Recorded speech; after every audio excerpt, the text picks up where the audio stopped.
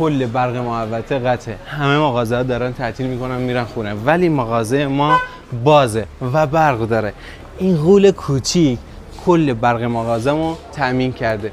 فقط کافیه من این کابل رو بکشم، برق مغازم خاموش میشه. اینو بزنم، برق مغازم تامینه. 1 2 3 تا خروجی پریز 220 ولتی داره، یه دونه خروجی فندکی ماشینی داره، یه دونه اینپوت داره که از اینجا شارژ میشه، کابل شارژش رو به اینجا میزنی، 4 تا یو اس بی 24 واتی داره و 2 تا تایپ سی 100 واتی داره که حتی لپتاپ هم براش شارژ میکنه. هیچ گونه صدایی نمیاد. این صدا نفسای منو ضبط میکنه ولی صدای این دستگاه رو نه، چون اصلا صدا نداره.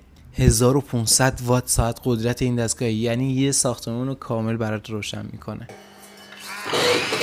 3000 وات رو در لحظه میتونه ساپورت کنه. اینا که براش شوخیه.